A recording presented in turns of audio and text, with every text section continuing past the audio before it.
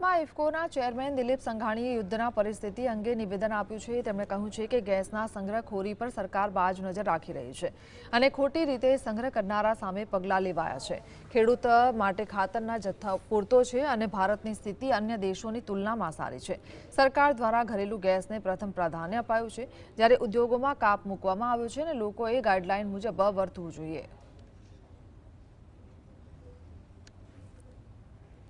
પુરવઠો આવતો અને જે મર્યાદિત એને ધ્યાનમાં રાખીને ફર્ટિલાઇઝર ઉદ્યોગ ઉપર પણ અસર આવી છે અને ત્યાં પણ ફર્ટિલાઇઝરના પ્લાન્ટ જે ગતિથી કરતા એમાં પણ ગતિ ધીમી, તેના આધારે શિસ્તબદ્ધ રીતે સૌ મર્યાદા રાખે।